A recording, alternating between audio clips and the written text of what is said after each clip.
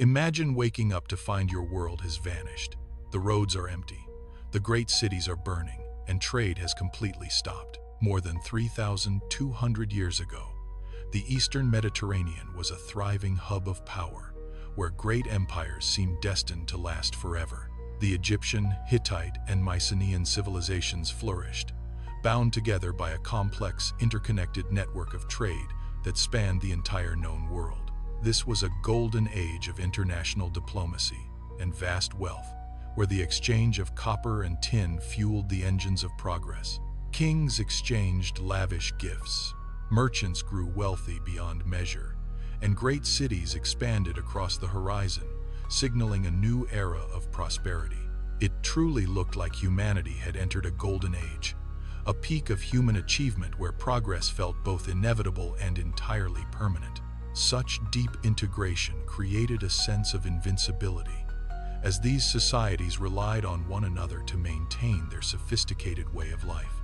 Yet this stability was merely an illusion, hiding a fragile structure that would soon face a sudden and catastrophic unraveling of order. Within the span of a single lifetime, the world changed. Cities were reduced to ash, vital trade routes vanished, and literacy itself disappeared. Everything was connected. So when the lifeline of international trade was finally severed, the entire regional structure began to fail in unison. Consider the Hittite Empire, a powerhouse of the era that was so thoroughly erased that its capital remained buried for many centuries. Their sudden disappearance serves as a haunting reminder of how quickly a sophisticated society can descend into total silence and historical obscurity. This collapse marks the beginning of a dark era, setting the stage for a world where the foundations of civilization were tested beyond repair. But why did this happen? For decades, historians have searched for one simple answer to explain this sudden and total systemic failure. Some point to the mysterious warriors known as the Sea Peoples, who arrived from across the sea to strike at the heart of empires.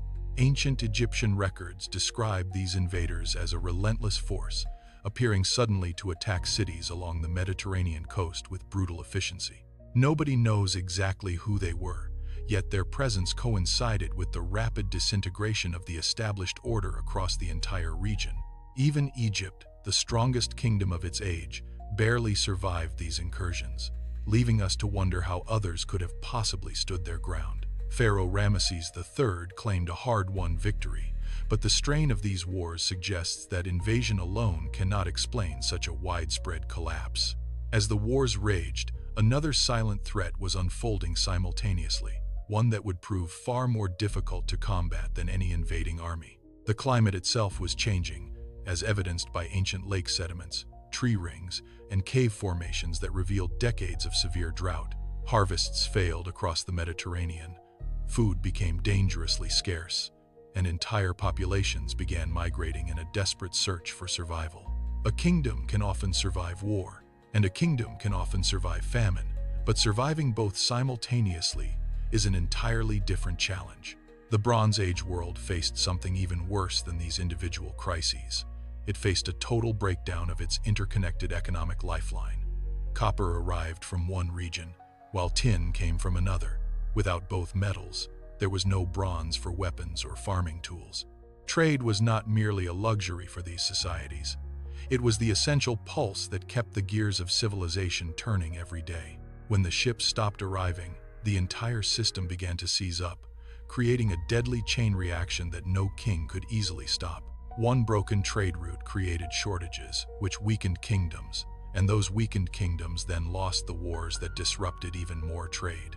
Like a row of falling dominoes, one kingdom after another collapsed under the weight of these compounding and overlapping systemic failures. Then came another surprise, as archaeologists found almost no evidence that one single empire conquered all the others during this chaotic period. Instead, many cities appear to have destroyed themselves from within, driven by civil wars, rebellions, and a total loss of political authority. When governments could no longer feed their people, the social contract dissolved, and citizens stopped obeying the rulers who failed them. Some cities were burned by invaders, but many others were torched by their own inhabitants in a final act of desperation and rage. Order dissolved into absolute chaos, and within only a few decades, the map of the ancient world looked completely and utterly different. The Hittite Empire was gone. Mycenaean Greece entered centuries of decline, and international trade almost disappeared from the Mediterranean world entirely. Writing was forgotten across large parts of Greece for hundreds of years, leading historians to call this period the First Dark Age. It was a dark age not because people disappeared, but because history itself became silent, as the art of writing was largely abandoned. When nobody writes, history stops speaking to us, leaving behind only the cold, silent ruins of a world that once thrived. So what really caused the Bronze Age collapse? The truth may be more frightening than any single explanation we have previously considered. There was no single disaster, no single invasion, and no single earthquake that brought down these mighty and ancient civilizations. Instead, multiple crises struck at once, creating a perfect storm of climate change, famine, migration, war, and economic instability. Each problem made the next one worse, creating a feedback loop that overwhelmed civilizations that had once seemed completely invincible. The Bronze Age collapse teaches us an uncomfortable lesson about the inherent fragility of even the greatest and most advanced human societies. When everything depends on everything else, the entire structure becomes vulnerable to the smallest of shocks to the global system. Yet, from the ashes of these ruins, something new eventually emerged, proving that human resilience can overcome even the greatest of disasters. Centuries later, new kingdoms rose, iron replaced bronze as the metal of choice, and the Phoenicians expanded their influence across the sea. The Greeks rebuilt their cities, the Assyrians forged a powerful new empire, and civilization began the long process of recovery and growth. But it never returned to the world that existed before the collapse. The old age had ended forever, and a new one began. Today, the burned ruins of ancient cities still lie beneath the soil of Greece, Turkey, Syria, and the Levant, waiting to be found. Broken walls, collapsed palaces, and abandoned temples remain as silent reminders of a world that vanished almost overnight in the past. The greatest mystery isn't that civilizations collapsed, as history has seen that happen many times across the span of human existence. The real mystery is how so many collapse together in such a short window of time across such a vast geographical area.